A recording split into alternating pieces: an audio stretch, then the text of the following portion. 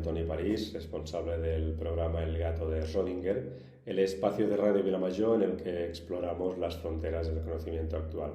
Y hoy vengo a presentaros el podcast del último programa, en el que hablamos sobre la conexión entre ciencia y espiritualidad. Y lo hicimos con el doctor Mario Savant, que es profesor e investigador de Cábala. Es doctor en psicología, en filosofía, en teología, en antropología, en matemática aplicada, una persona erudita con un gran conocimiento transversal que nos hizo reflexiones muy interesantes sobre esta conexión entre dos conceptos que parecen antagonistas, pero que en realidad están mucho más cerca de lo que parecen: ciencia y espiritualidad. Confío que os guste mucho el programa y, como siempre, os podéis dejar vuestros comentarios. Un saludo.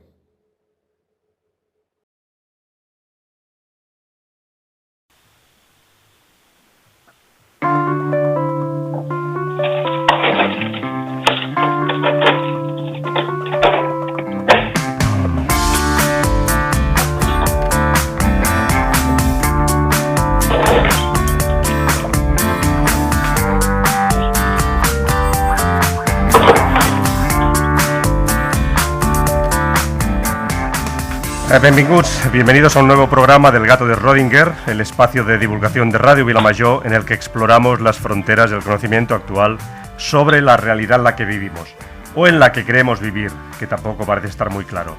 Os habla Antoni París y me acompaña como siempre Núria Monturiol. Núria. Un saludo a todos. Buena tarde. Y en la parte técnica, Oriol París Coll. Arrancamos ya con el programa de hoy, en el que nuestra ventana al conocimiento se abre para hablar de si existe una conexión entre ciencia y espiritualidad, o de si son dos formas incompatibles de acercarse al estudio y la comprensión del mundo en el que existimos.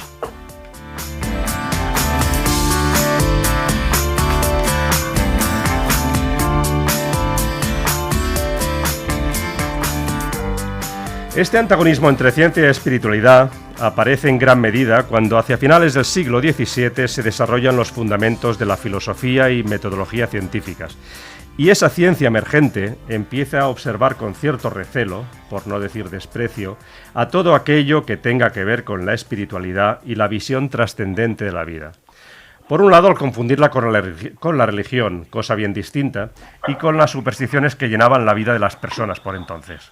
Y por el otro, al considerar que su método era el único libre de dogmas y prejuicios para investigar la realidad de forma rigurosa y objetiva. La mente y la lógica se convirtieron así en los principales instrumentos para aproximarse al estudio sistemático del mundo físico, que empezó a ser visto como una máquina sujeta a leyes inmutables que solo se podían alcanzar con la razón.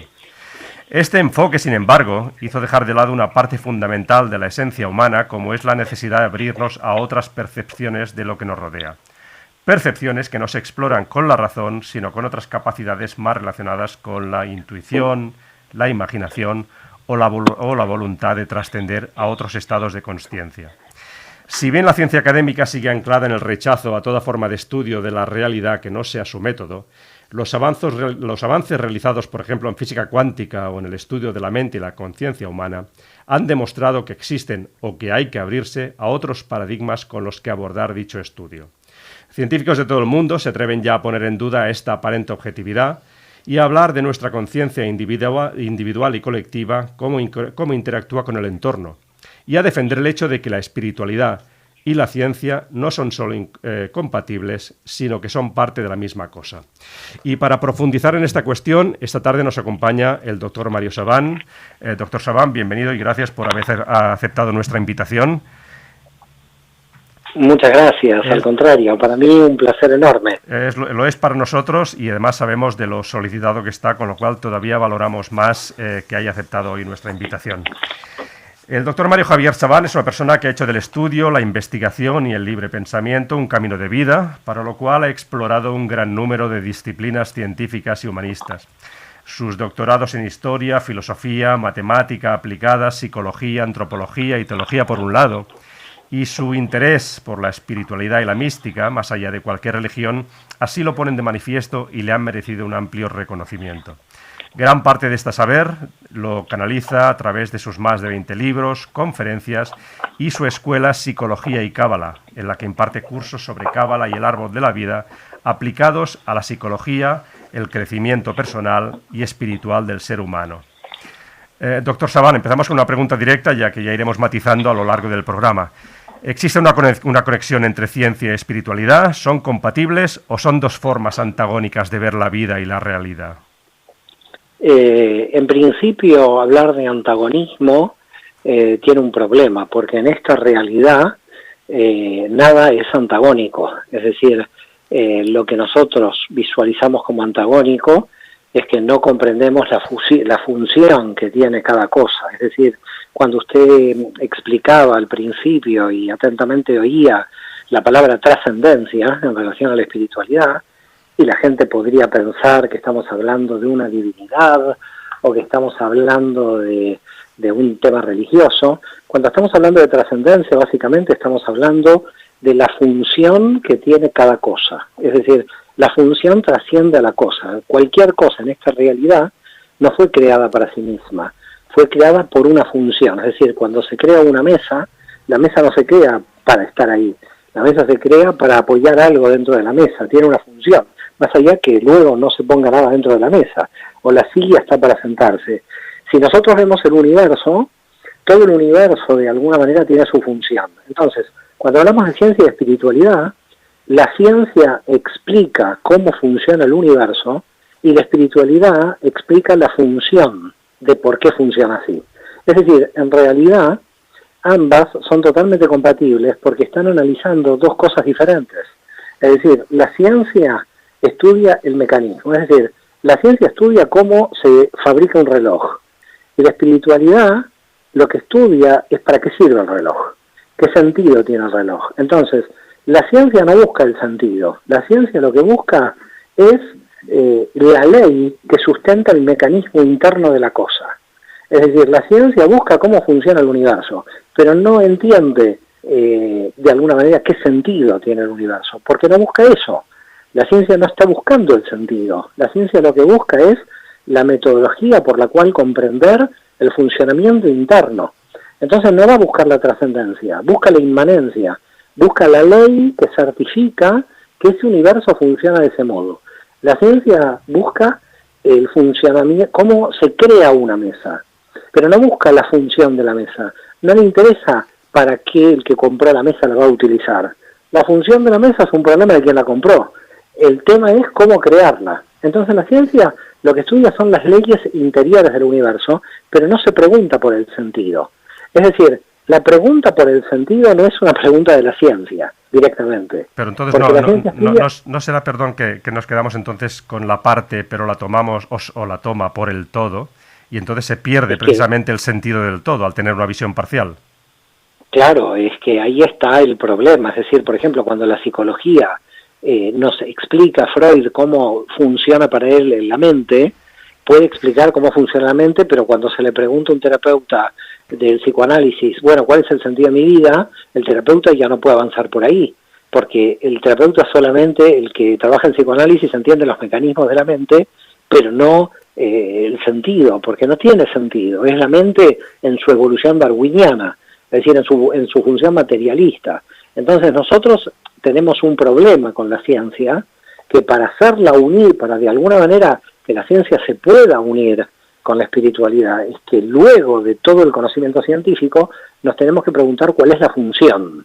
Y ahí entra la trascendencia, cuando entramos a averiguar cuál es la función, no ya los mecanismos internos, sino por qué funciona así la materia, por qué funciona así la energía, cuál es la función por la cual entonces salimos ya de un, podríamos decir, de un paradigma, porque para colmo estamos en un paradigma no solamente racionalista, como usted muy bien lo explicó, sino también racionalista / materialista, en el sentido que lo que no se puede probar en la realidad práctica no sirve. Si usted va ahora a las universidades, en casi todas las ramas, inclusive las humanísticas, todas las tesis tienen que ver con trabajo de campo, es decir, que me explican de manera práctica qué pasa en la realidad, en la inmanencia. Casi no hay tesis teóricas, no hay tesis de análisis teórico como lo había hace un siglo, porque la ciencia, en mi modo de ver, ha tenido una involución dogmática en el sentido que se ha quedado con el dogma no solamente de racionalidad, sino del materialismo.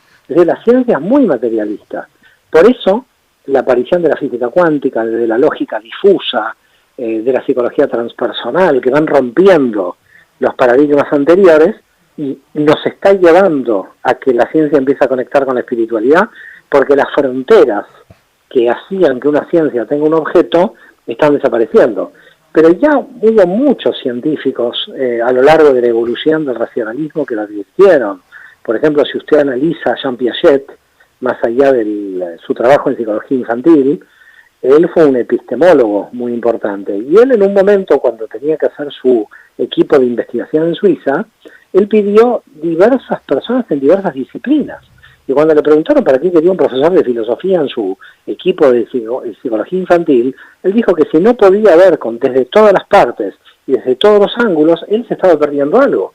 Porque las preguntas que se hacían los psicólogos a él no le servían para ver la totalidad, que necesitaba las preguntas de un filósofo. Entonces, lo que hemos hecho en Occidente sobre todo es especializarnos de una manera tan radical, lo cual por supuesto no fue malo, es decir, que nos dio sus frutos esta especialización, pero sí tuvo de manera contraproducente un deterioro de la unidad, un deterioro del holístico. Yo muchas veces digo que en la filosofía europea hubo dos grandes personajes en un momento de la historia que iban a definir por dónde iba a ir Europa. Uno fue Descartes y otro fue Leibniz, y el que ganó fue Descartes. Es decir, todavía estamos en lo cartesiano sumado a Darwin, sumado al darwinismo. Leibniz, si hubiéramos seguido por ahí, otra historia hubiera cantado, porque Leibniz sí tenía un conocimiento unificado. Y eso Europa de alguna manera lo frenó, es decir, no fue por el camino de Leibniz. Yo creo que habría que volver, lo que pasa que hay un problema porque todavía hay no sé cuántos folios de las investigaciones de Leibniz no publicadas, es decir, que habría que volver a rescatar el pensamiento de Leibniz, que estaba en música, que estaba en filosofía, que estaba en medicina, que estaba en historia, en geopolítica, claro, un hombre de los que podríamos llamar un conocimiento, una sabiduría como ancestral, como unificada. Entonces, desde el punto de vista de la utilidad, Occidente caminó por el camino de la superespecialización. No tuvo sus frutos, pero también tiene su crisis. Es decir, la crisis de Occidente en la superespecialización fue el nihilismo. Es decir, la vida no tiene ningún sentido. Y Dios ha muerto. Entonces, claro, sí, lo que pasa es que yo diría que es más radical todavía, porque Nietzsche era bastante esperanzador. Dios ha muerto, pero está el superhéroe, el superhombre. Entonces no es nihilista por completo. Si usted lee a Nietzsche en profundidad, es bastante místico también Nietzsche. Habría que terminar en Cioran y el existencialismo pesimista, en el absurdo, ya mucho más adelante que Nietzsche. Habría que terminar en el Mayo francés del 68 y Cioran con sus obras, el absurdo, la vida no tiene sentido, lástima que no nos suicidamos. Que Europa haya consagrado como el principal intelectual de Europa, sacando a Sartre, a una persona como Cioran, es manifiestamente la decadencia de Europa, porque indudablemente hablar de que una persona, como no tengo la valentía de matarme, no me suicido, si esa es donde terminó la filosofía europea, cerrar y vámonos, y terminó ahí, es decir, en el nihilismo más radical. Entonces, claro, se perdió la búsqueda del sentido, y por eso vuelve la espiritualidad de las catacumbas, de la masonería, de los rosacruces, del esoterismo, del espiritismo, de Kardec, de Lyon, todos los que estaban en las catacumbas en el siglo XIX, la Golden Dawn, todos estos salen ahora con toda su fuerza, ahora es imparable. Usted cábala y los movimientos. Perdón. Sí, perdón. No, dígame. Usted hablaba ahora de Descartes, de Leibniz, por no hablar de Newton y de otros científicos o protocientíficos, digamos así, de aquella época, pero nos hemos quedado solamente con lo que nos ha interesado también de acuerdo a esta visión ortodoxa, restrictiva también de la ciencia, porque todos ellos, como he dicho muy bien, eran personas ilustradas y que además trabajaban en disciplinas que hoy en día son etiquetadas como paracientíficas o esotéricas incluso, ¿no? Totalmente de acuerdo. Newton, por ejemplo, sabemos que estudió profundamente la cábala hebrea.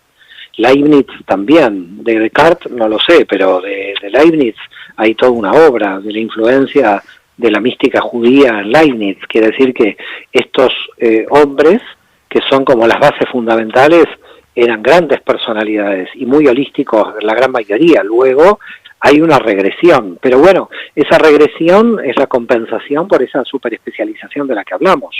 Yo creo que el sistema económico del liberalismo obliga a la superespecialización y premia al hiperespecializado. Entonces, económicamente, al hiperespecializado estar premiado, ¿quién premia al sabio holístico? No lo premia nadie, porque de manera utilitaria no sirve para la sociedad para nada. Es decir, ¿yo a quién le pago? Yo le pago al odontólogo porque me cura el diente, o le pago a quien me defiende en tribunales. Es decir, mi paga, digamos, el dinero se va a la búsqueda del hiperespecialista. Me duele el riñón y entonces me voy a ir a buscar al médico nefrólogo, que es el que mejor, si el dinero, si la paga, si la utilitario fue la hiperespecialización, toda la sociedad nos vimos obligados a hiperespecializarnos. Y ahí se ha utilizado muy bien también el darwinismo de la supervivencia del más apto, ¿no? Se ha utilizado también a la hora de justificar muchas de las acciones de la propia economía. Claro, bueno, pero lo que pasa es que además del más apto, no solamente, además de lo que podríamos llamar el darwinismo del más apto, el hiperespecializado tiene tal hiperespecialización que no lo entiende nadie alrededor. Es decir, es como un mundo totalmente diferente del resto de los mortales, esa hiperespecialización, porque además se crea un lenguaje específico de la especialidad. El lenguaje jurídico empieza a tener unos giros gramaticales, unos giros de lenguaje que los neófitos fuera, por ejemplo, del campo jurídico no tenemos, es decir, que no tendríamos acceso a él.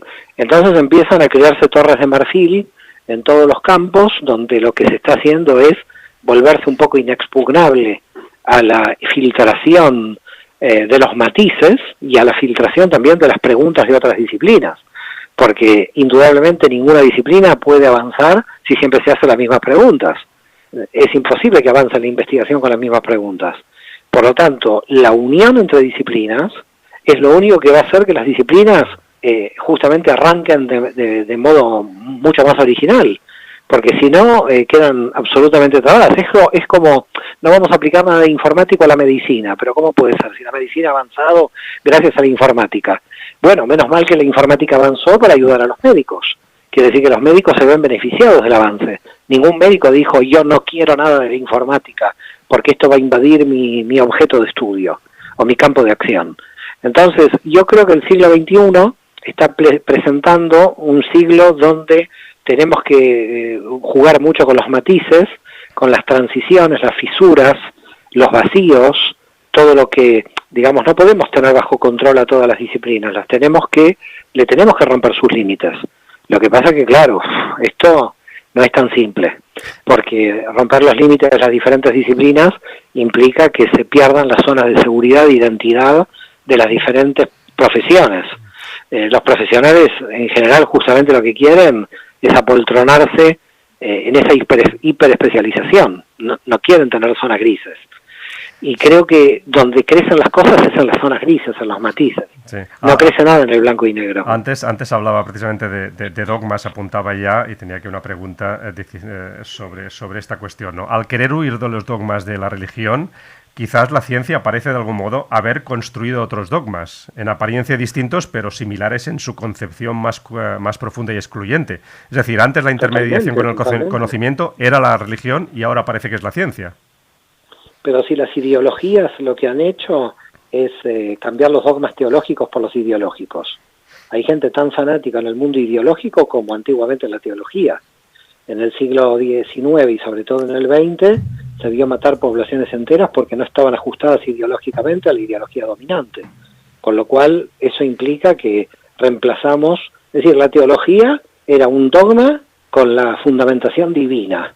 Y luego la ideología es un dogma con la fundamentación humana, pero siguió siendo un dogma, con lo cual es muy difícil salir del dogma, porque la gente ya está acostumbrada a obedecer a una zona de seguridad. Además, el dogma sirve sobre todo al poder de intermediación. Si usted tiene una persona que duda y que piensa, es un problema para el poder. El poder está basado justamente en que la persona acepte la dominación del dogma. Cualquier institución poderosa está basada en dogmas inmutables que no cambian ni se pueden debatir. tanto sea religiosas, de cariz teológico, como ideológicas y de cariz político. Por lo tanto, el libre pensamiento queda totalmente atrapado en el dogma y hay que liberarlo de ahí. No es fácil, porque los sofistas del dogma, es decir, los dogmáticos actuales son mucho más inteligentes que los dogmáticos antiguos. El dogmático de antiguo le quemaba por la Inquisición directamente, así que ahí no había salida. En el dogmático actual es un dogmático que ha encerrado el dogma en un edificio construido por la razón. Es mucho más complicado ahora tirar abajo un dogma porque está autofundamentado en una serie de dogmas. Ahora usted no sostiene un dogma solo y manda a quemar al hereje. Ahora los dogmas están mucho más sofisticados. Son 10 o 15 ideas que dan vueltas en una especie de círculo vicioso y en consecuencia el dogmático pasea entre estas 15 ideas. En realidad se han creado sistemas dogmáticos donde parece que el dogmático está pensando, pero lo que está haciendo es rotar de manera circular sobre ideas para llegar a la misma. Se autovalidan ideas para crear un sistema de seguridad. Por lo tanto, hoy, para tirar abajo un dogma es mucho más difícil. Hay que pensar mucho y estudiar mucho. Porque la única forma de tirar abajo un sistema dogmático hoy es entender dónde hace agua todos los puntos del sistema. Porque el sistema se autovalida. Es la evidencia científica, quizás ahora el nuevo Dios. Lo digo porque hay un concepto previo que sería la evidencia empírica, es decir, una cosa ocurre o no ocurre y la puedes constatar de que efectivamente ocurre, al margen de que después la puedes someter a un determinado método y acabar obteniendo una ley determinada. Pero la evidencia empírica, es aquello que ocurre, se ha como desestimado y se ha puesto como Dios absoluto la evidencia científica, cuando además sabemos que muchas veces esa evidencia ya tiene un artificio de estadística y de matemática detrás que la sostiene. Mire, aquí el problema básico es un problema que en principio no tendría solución, pero sí tiene una flexibilidad en el análisis. Y la primera cuestión es, nosotros somos seres limitados en nuestra capacidad de percibir la realidad. Entonces, si el gato tiene 40.000 hercios para oír algo y nosotros tenemos 8.000, aunque cuando nacemos tenemos 20, pero ahora tenemos 8, a los 6, 7 años ya la persona pierde un montón de hercios para poder escuchar. Quiere decir que ya de adultos nos mantenemos en 8.000 hercios. Quiere decir que el gato escucha mucho más que nosotros. ¿Y el sonido que escucha el gato no existe? Para nosotros no, porque no tenemos evidencia empírica. Nosotros no lo escuchamos, pero el gato se asusta y lo escucha. Quiere decir que nosotros tenemos que ser bastante humildes para comprender de que tenemos que salir de nuestras limitaciones para entender la realidad. Y nosotros siempre queremos entender la realidad de acuerdo al paradigma de limitaciones que tenemos. Entonces, a partir de aquí entramos en un problema. Los delfines tienen 100.000 hercios, es decir, que pueden kilómetros y kilómetros escuchar algo. Entonces, la pregunta es, si un delfín tiene 100.000 hercios, un gato 40.000 y nosotros 8.000, ¿de qué estamos hablando cuando decimos que existe algo?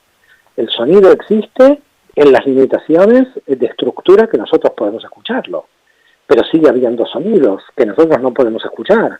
Ahora esos sonidos, porque no los escucho, no dejan de existir. Claro que existen, no los escucharé nunca, pero esos sonidos existen porque el gato los escucha.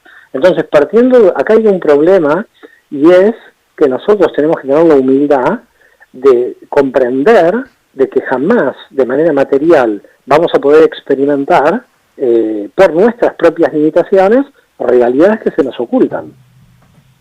Por eso, antes hablaba de estos factores humanos que son reticencias también del mundo académico a abrirse a otros paradigmas, lo que decía de las zonas, a perder zonas de confores y a cuestiones más humanas, primarias, digamos así. Pero ¿no será también que nos da miedo quizás conocer una realidad mucho más profunda, que nada tiene que ver con las leyes de Newton, aquello que vemos y que funciona también de acuerdo a lo que ya sabemos?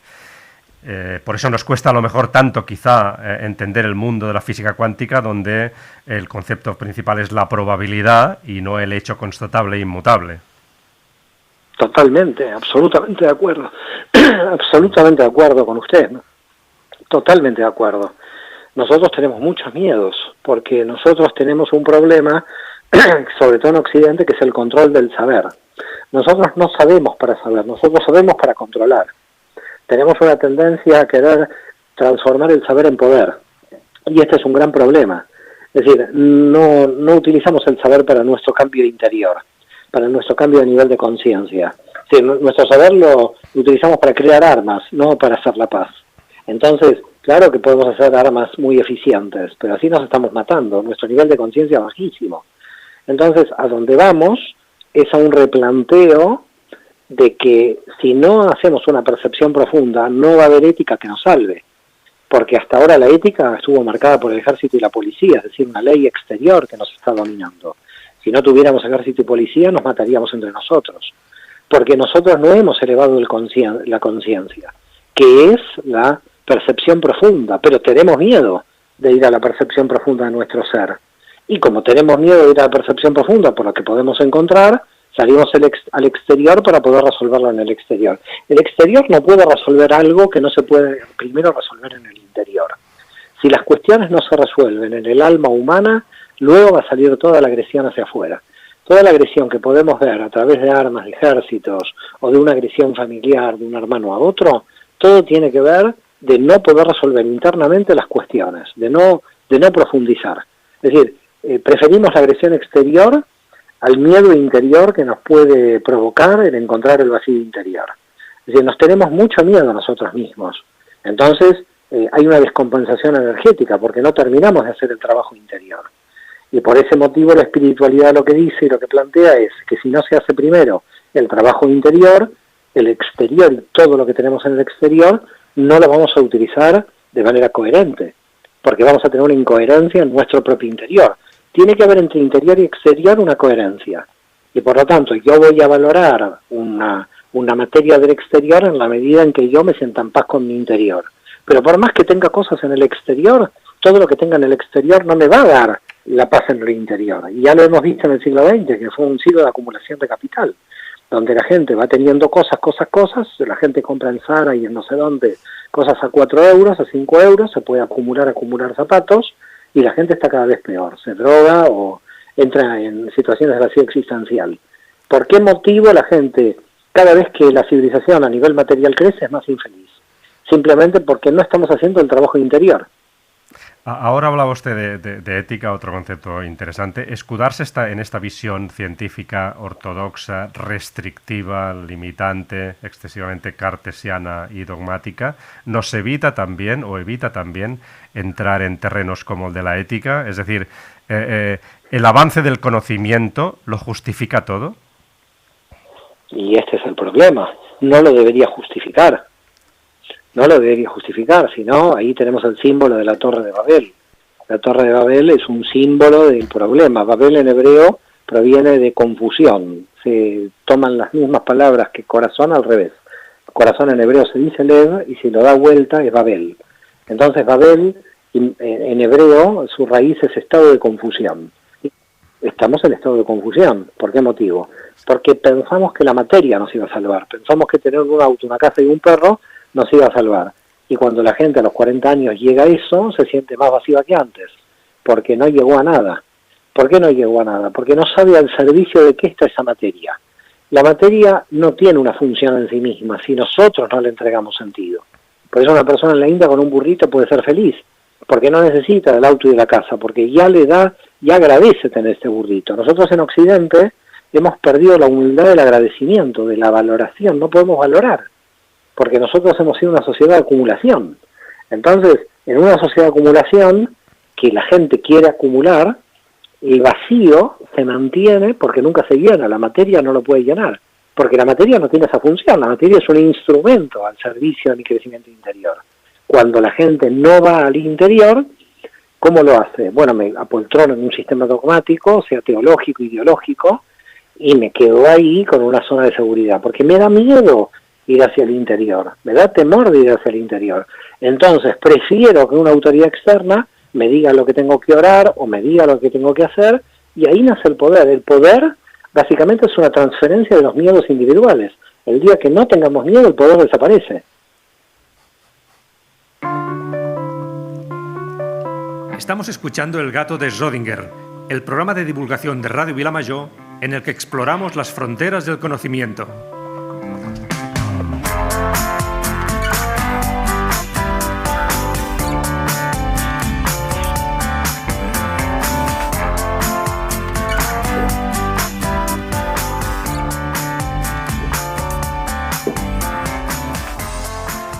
Seguimos hablando de ciencia y espiritualidad y lo hacemos con el doctor Mario Saván, investigador y profesor de Cábala, doctor en filosofía, matemática aplicada, teología, psicología, historia, antropología. Doctor Saván, parece actualmente como que para ser un buen científico se tiene que ser aespiritual, por decirlo de algún modo. Es decir, no hay que tener ningún espíritu ni necesidad de trascendencia o de ver más allá del simple objeto de estudio.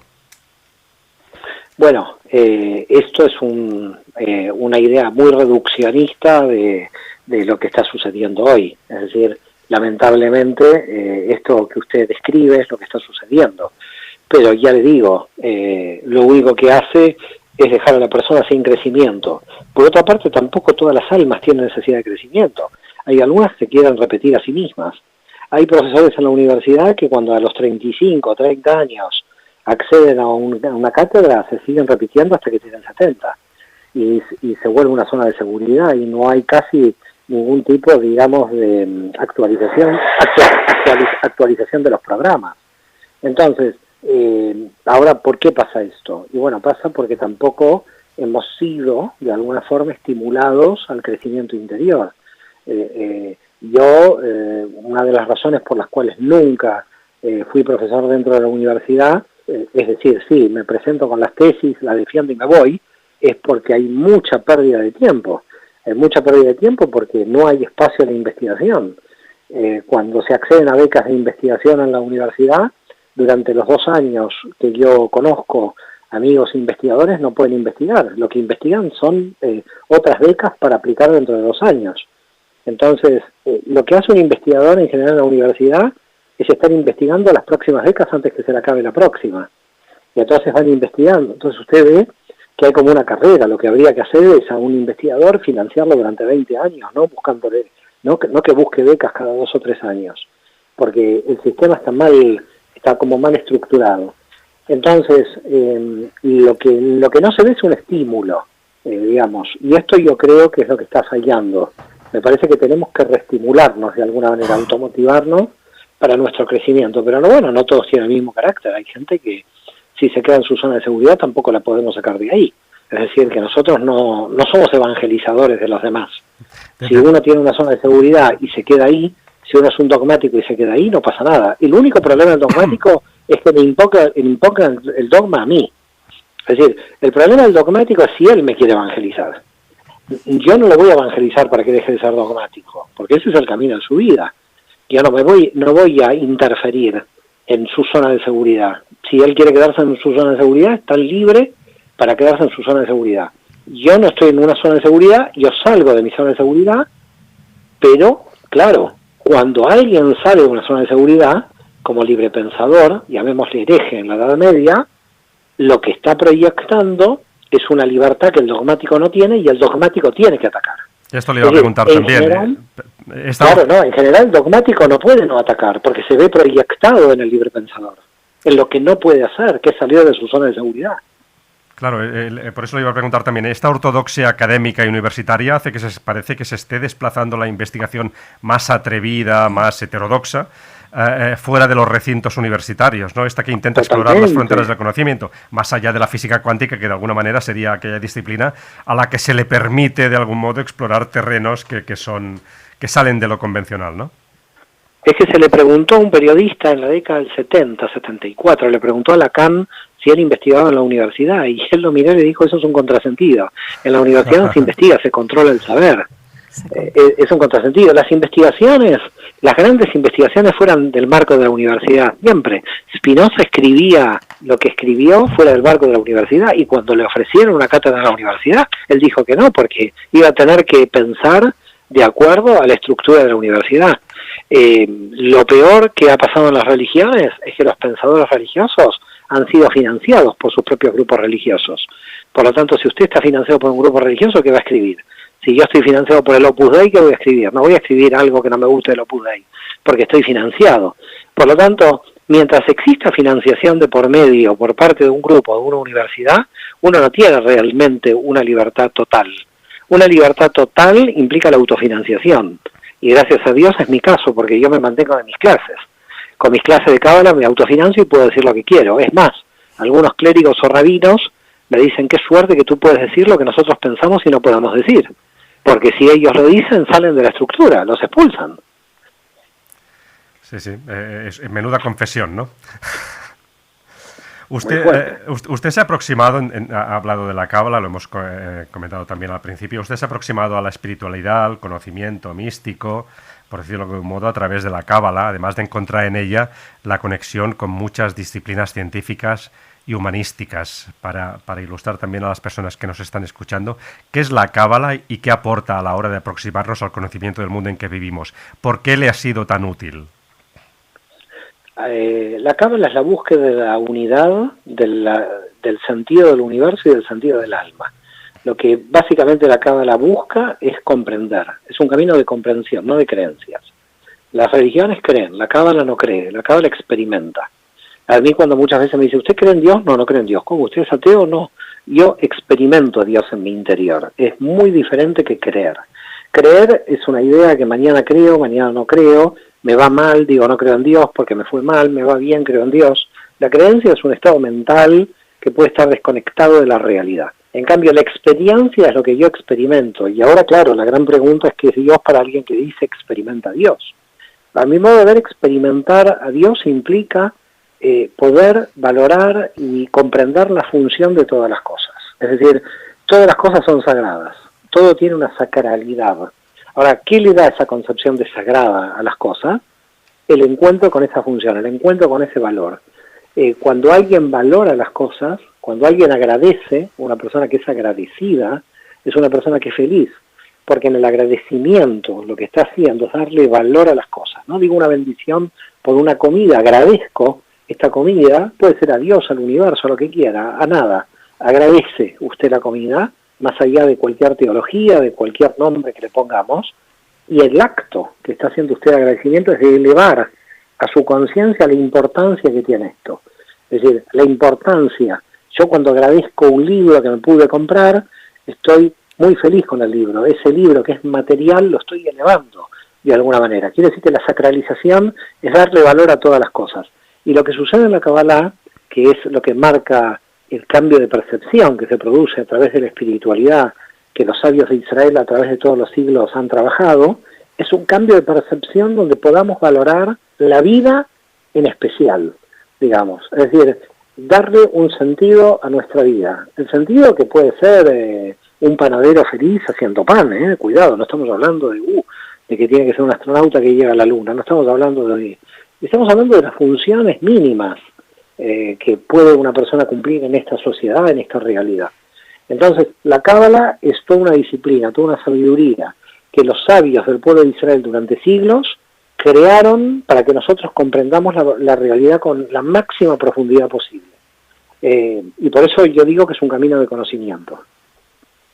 Algunos científicos, grandes científicos, mentes privilegiadas como Einstein y otros físicos cuánticos, por ejemplo, se aproximaron a textos antiguos, Vedas y de culturas ancestrales, donde allí de algún modo también encontraron respuestas a sus preguntas que no podían ser respondidas con la ciencia más actual, ¿no? En la Kabbalah también hay muchos grandes eruditos que hace siglos ya se adentraron en estos terrenos de conocimiento profundo de la realidad, ¿no? ¿Por qué se desestima ese conocimiento y se idolatra en este caso una determinada forma de observar la realidad? Lo mismo ocurriría naturalmente con esto que hablamos de la Kabbalah, ¿no? Usted ha encontrado seguramente muchas respuestas también estudiando a estos eruditos y no seguramente algunos textos más académicos que quizás se quedaban en lo que hablábamos de la forma y no en la función y el sentido. Totalmente, totalmente. Lo que yo encontré en la Kabbalah, aquí lo que ha pasado son dos cosas. En principio estos textos quedaron atrapados dentro del marco religioso y cuando vino la Ilustración francesa sobre todo, lo religioso fue todo tildado de supersticioso y dejado fuera del campo del análisis.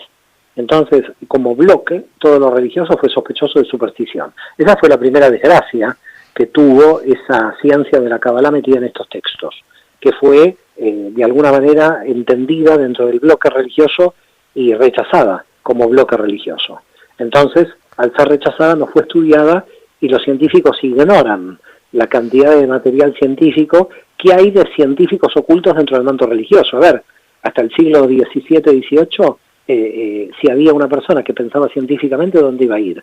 Se movía en el mundo religioso. Todo el mundo del entramado religioso, no había sociedad civil, no había universidades que podríamos llamarle públicas. Entonces no había un campo civil. O usted estaba en el Islam, o en el judaísmo, o en la Iglesia Católica, luego de Lutero. Cada uno de alguna manera tenía que tener una identidad religiosa. Entonces, como no estaba este campo laico de investigación, como fuera del marco religioso, las mentes de investigación científica se encontraban dentro del campo religioso. Se encontraban entre los monjes católicos, o se encontraban, por ejemplo, en el caso de los judíos, de los cabalistas. Entonces, ¿qué encontramos? Por ejemplo, en Barcelona, en el siglo XI, Abraham Barillá, que era astrólogo, astrónomo, filósofo, matemático, cabalista, es decir, que era un místico, es el que en el siglo XI descubre las ecuaciones de segundo grado de matemática. Y el libro de matemática de Abraham Barillá, de este judío de Barcelona del siglo XI, es estudiado por toda Europa hasta el siglo XVI como el manual de matemática de toda Europa, hasta que creo que vino después Copérnico, que lo reemplazó. Pero el manual de matemática que Europa estudió durante 5 siglos era de un judío de Barcelona del siglo XI. Este hombre era un místico, un cabalista, pero era astrónomo, astrólogo, filósofo. ¿Qué quiere decir esto? Que la ciencia se movía dentro del ámbito religioso, porque no había otro ámbito, porque no existía otro ámbito, no había un ámbito público laico. Entonces, todos estos textos quedaron como dentro de lo religioso. Los religiosos no entienden estos textos, porque son textos más bien científicos, y los científicos los han rechazado porque los consideran corpus religioso y nunca lo investigaron. Entonces, ¿qué estamos haciendo? ¿Qué está pasando hoy? Lo que nos estamos dando cuenta es volver a esos textos espirituales, que son, como usted decía, protocientíficos, y que estamos encontrando una visión científica de la realidad que nos puede cambiar los paradigmas dogmáticos del racionalismo que tenemos desde el siglo XVIII.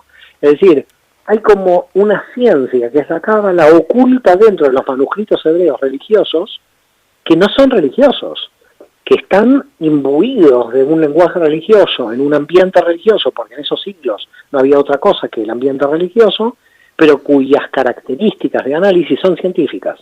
Entonces, claro, lo que yo he descubierto en términos de la Kabbalah es encontrarme con cada vez mayor profundidad de disciplinas y con mayor... Por eso yo llegué a un momento, se lo dije a mi esposa en un momento, le digo, lo que me va a permitir la Kabbalah realmente es increíble. Puedo entrar desde la Kabbalah a presentarme en todas las disciplinas a nivel doctoral. La capacidad que tiene la Kabbalah de una sabiduría holística, global, es que el camino que yo tome me va a llevar a defender un tipo de tesis doctoral en cualquier disciplina que quiera. Yo quiero ir por la arquitectura, tengo material de arquitectura dentro de la sabiduría ancestral de la Kabbalah. Quiero ir por matemática, la tengo. Quiero ir por literatura, la tengo.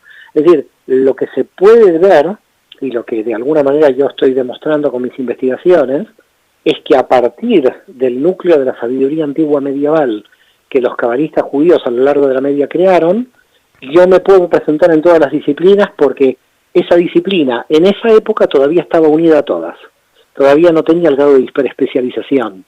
Entonces puedo llegar a todas, por eso podemos aplicar la cábala a la psicología, hacemos hoy sesiones de psicología transpersonal con el árbol de la vida, podemos entrar en lingüística, podemos por supuesto entrar en filosofía, filología, es decir, entrar, analizar como unidad un sistema de comprensión de la realidad global. Es decir, tenemos un sistema de comprensión de la realidad global no dogmático, porque además tenemos un agujero, podríamos llamarlo de alguna manera, que nos conecta con el infinito del potencial.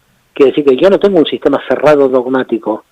En un momento la potencia es seguir subiendo para arriba, no tener un círculo vicioso donde me encierre. No es un sistema que me cierre, al contrario, es un sistema que es abierto. Por eso la cábala estudia lo que se llama sistemas asimétricos, porque todo el universo es asimétrico. No hay forma de que se mantenga la estabilidad de la materia con la expansión del universo si no hay una simetría. Si sería simétrico, el universo no podría crecer más. Solamente lo que permite el crecimiento es la simetría. Si no, es decir, si yo sería simétrico total, yo no crezco más, no me pongo más alimento. ¿Quién me provoca la simetría? La simetría me la provoca la comida, porque cada vez que como me transformo en otra cosa diferente, porque toda esa comida se va a integrar en mí.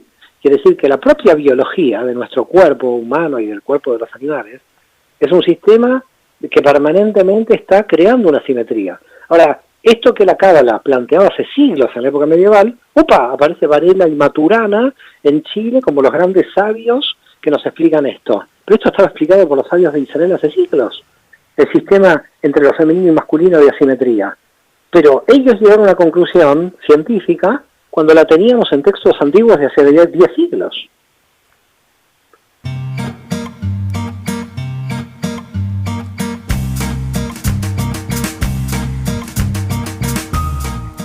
Como en cada programa, nos aproximamos ahora a nuestro invitado de una forma más personal.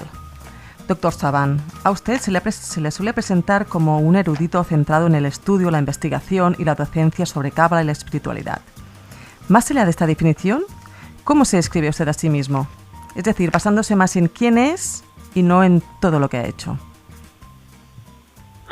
Bueno, a ver, hay una frase que me gusta mucho de un cabalista que ya tiene su edad, es un anciano muy sabio de Israel, que es el Rabbi Yitzhak Ginsburg, que vive en Safed, que él dice: cuando alguien se para en la vida a preguntarse quién soy, entonces ya no puede contestar la pregunta. Solamente la única posibilidad de preguntarse quién uno es en el camino de lo que estoy siendo. Es decir, es muy difícil, de alguna manera para mí, poder autobiografiarme, si se quiere, porque yo lo que soy es una pasión continua. Es decir, yo soy una pasión continua donde me levanto a la mañana y agradezco por la vida que tengo y los avances científicos que podemos llegar a como especie humana podemos llegar a avanzar. Entonces, yo le diría que hay un entusiasmo, en el mejor sentido de la palabra, en el sentido filológico de la palabra, que si uno va al diccionario se va a encontrar que viene del latín, que es estar poseído por la divinidad. Eso quiere decir estar entusiasmado, que a mí de alguna manera me arrastra en una forma impresionante. Es decir, yo me podría definir como un hombre entusiasmado por los secretos del universo y del alma. Todos los días mi pensamiento, digamos, está enfocado a agradecer qué secretos puedo investigar o puedo revelar.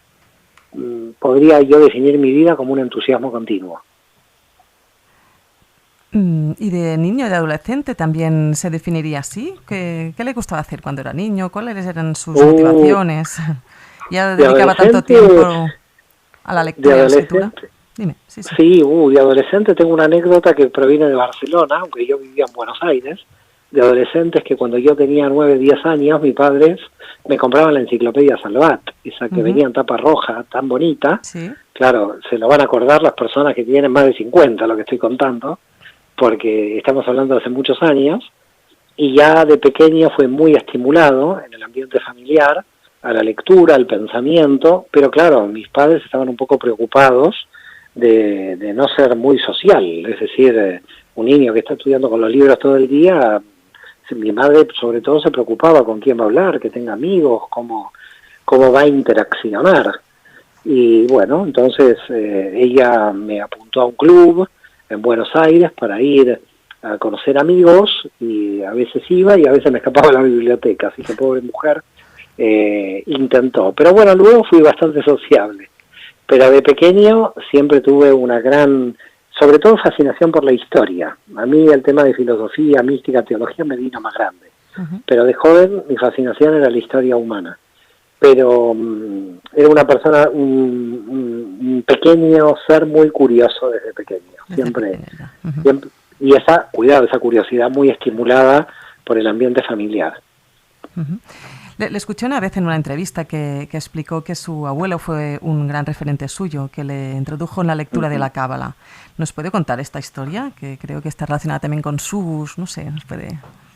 Sí, por supuesto, sí. Mi abuelo Meir Saban, que en paz descanse, él tenía, un conocimiento muy grande de la sabiduría del judaísmo, un hombre muy abierto, es decir, observaba algunas leyes, algunos mandamientos, pero nunca podría ser catalogado de ortodoxo, pero sí de observante o tradicionalista, si se quiere.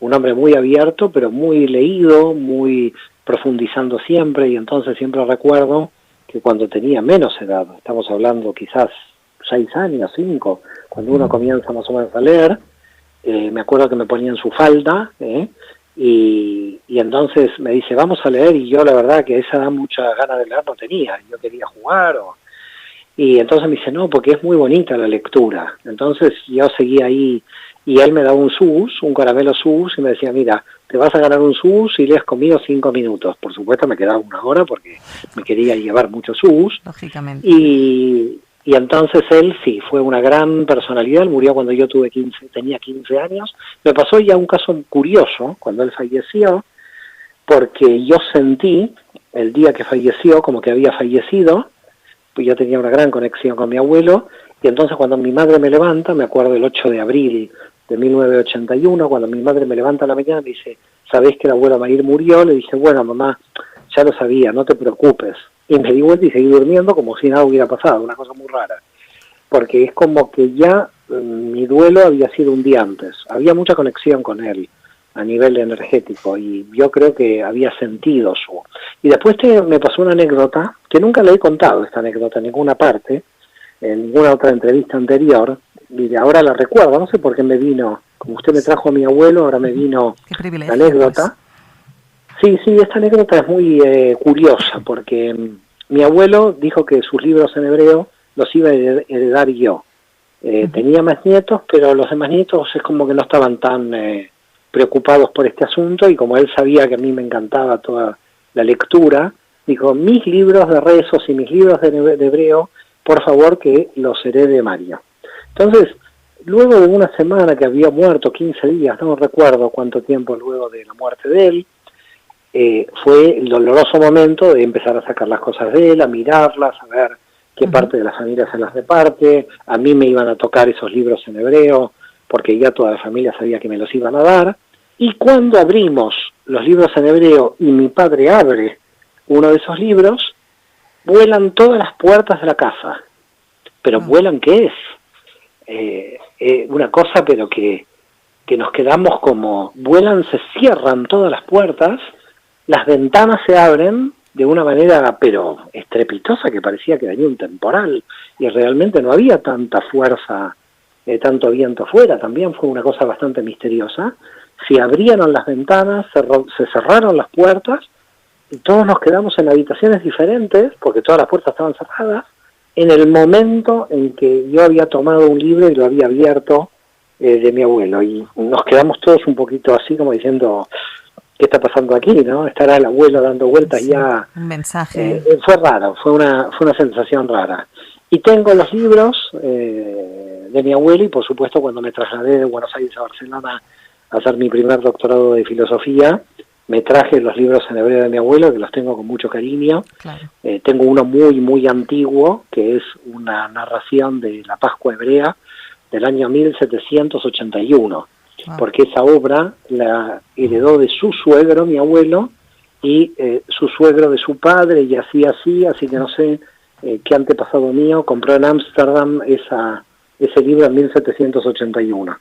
Y bueno, todos estos libros yo los tengo con mucho cariño aquí. Claro, guardados, un tesoro. En general no los abro mucho, porque como quiero cuidarlos, que no se me deterioren, entonces no los abro mucho, pero sus devocionales sí los abro, porque inclusive son más modernos, son de 1920, 1910, así que son devocionales. Pero bueno, esa era la anécdota, y sí, la influencia de mi abuelo ha sido muy grande sobre mi persona. Pues muchas gracias por compartirla, claro que sí. No, al contrario.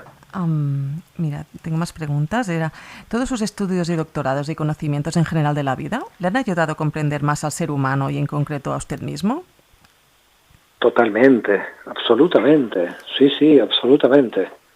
Totalmente, sí. Tengo la dicha de tener mayor comprensión de mí, y lograr algo que a veces se lo digo a mis alumnos y no sé si me creen, pero bueno, es lo que yo experimento, una vida muy feliz a nivel interior. tengo una gran felicidad. A medida que yo avanzo en mi conocimiento, aumenta mi felicidad. Es decir, ya estoy en como una felicidad ya prácticamente, y es más, siempre he dicho que si me muero mañana, lo que yo he realizado y mi felicidad interior sobre todo, es prácticamente como insustituible, es como lo mejor que me ha sucedido en la vida y creo que es posible. Y el ser humano sí, lo he comprendido bastante, también comprendiendo de que hay casos sin retorno, lo que se llama Amalek, que son casos donde ya el mal se puede chupar a la persona, que no hay rectificación. Hay pequeños casos en algunos seres humanos que en esta realidad, que en esta encarnación, no pueden rectificar. Son, gracias a Dios, pocos. Pero todos tenemos en general la potencia de poder cambiar la percepción. ¿Y a qué se refiere que no pueden rectificar? Hay un porcentaje de casos que yo he visto a nivel mundial, y los he tratado inclusive, de personas que están atrapadas en una percepción negativa de la realidad y que no pueden salir de ahí.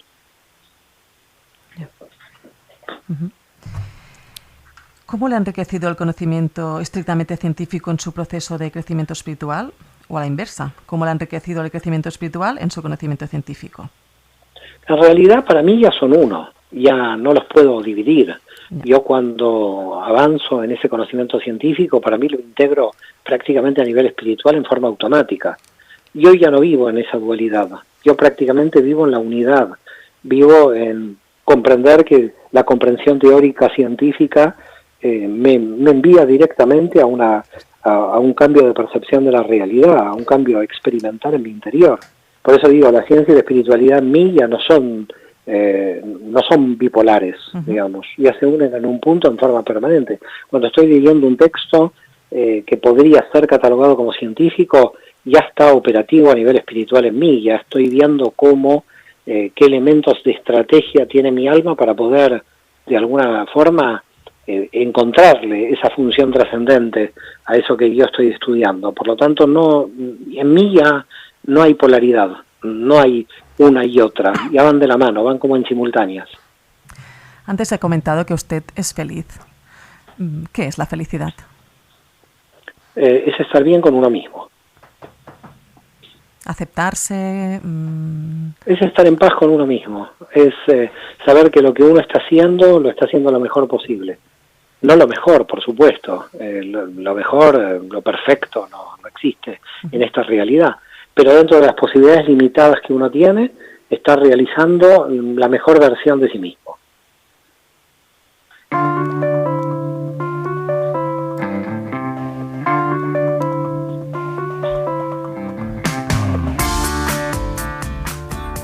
Entramos ya en la parte final del programa de hoy y de la entrevista con el doctor Mario Sabán. El doctor Sabán mañana hace una charla que se llama Paz, a través de Zoom, que se llama Paz, Shalom, Salam. ¿Es posible la paz entre los seres humanos? Una gran pregunta.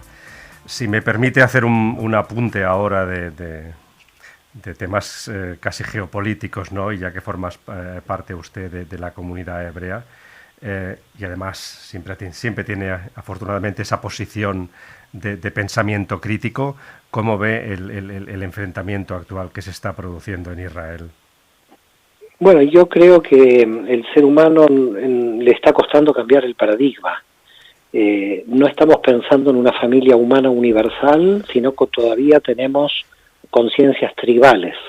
Entonces, si a mí me matan a 10 de mi tribu, yo quiero matar a 20 de la otra. Entonces, estamos en una espiral de tribus más bien del Neandertal, bastante prehistóricas, donde no podemos comprender que el diferente es parte de la misma familia.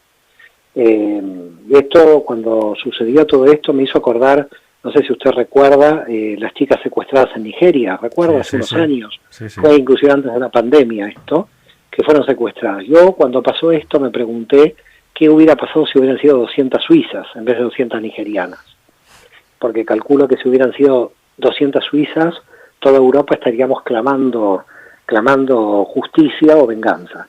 Cuando nos afecta directamente a nosotros, cuando nos matan a un tío o a un padre, nos afecta. Cuando matan al padre del otro y al tío, nos podemos poner tristes, pero no podemos sentir el dolor familiar interior.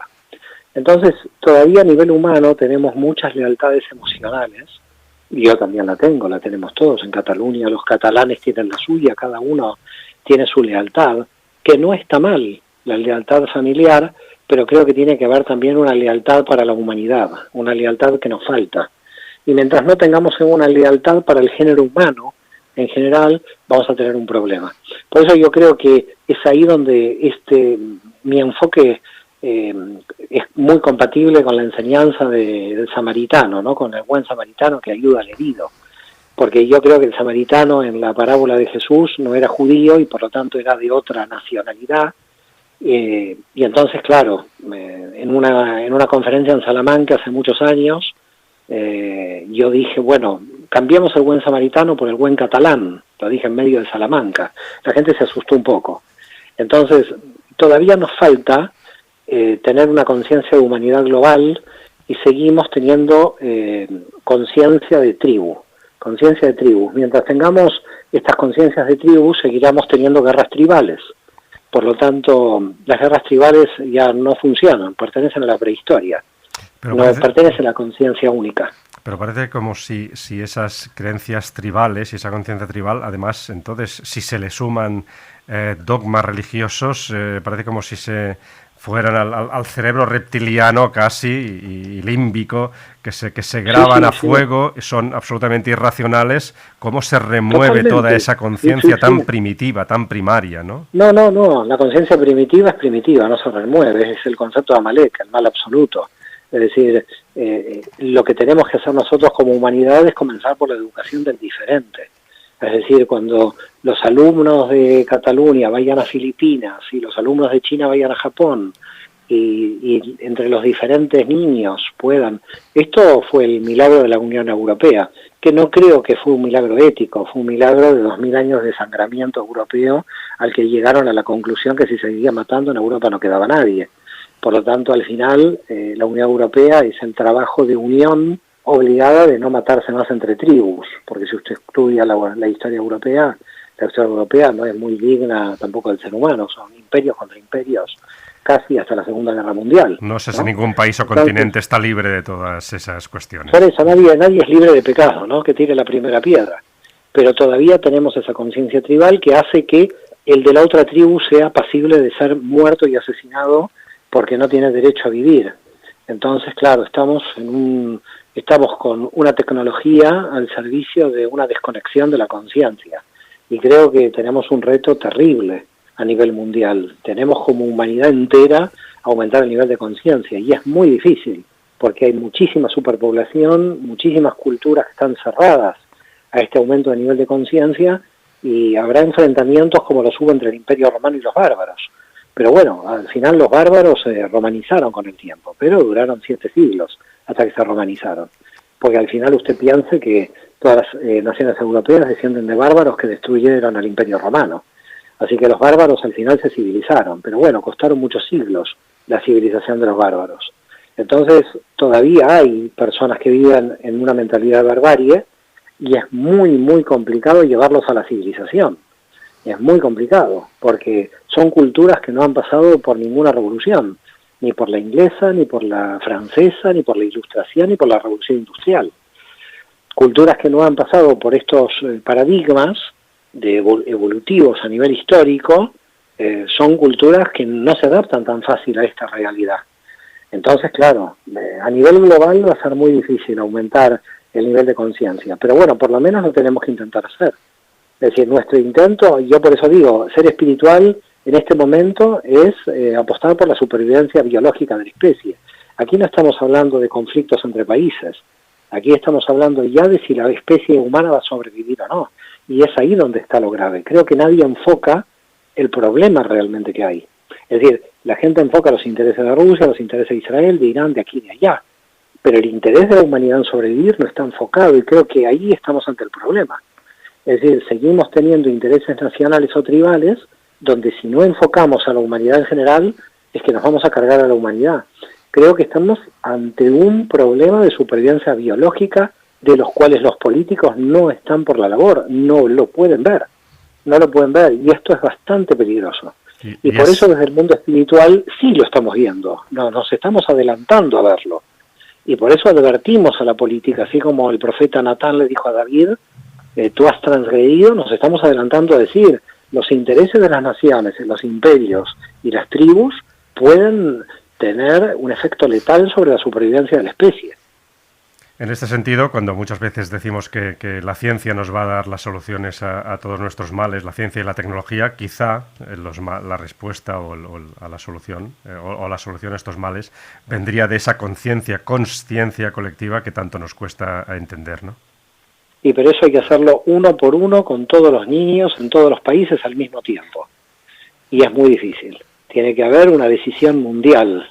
Y lo veo difícil porque los países están basados en el odio al otro, no en la convivencia.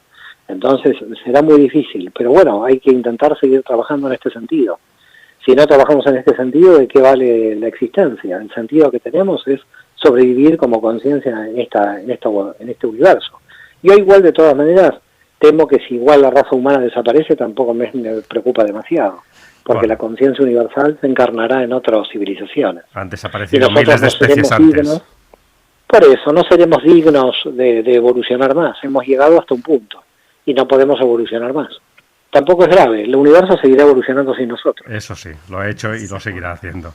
Muchísimas gracias. Doctor Mario Sabán, investigador y profesor de Cábala, doctor en filosofía, matemática aplicada, teología, psicología, historia, antropología. Le agradezco mucho que nos haya acompañado esta noche para hablar de un tema que no siempre es bien entendido tampoco desde ciertas actitudes racionales muy ortodoxas y faltas de pensamiento crítico.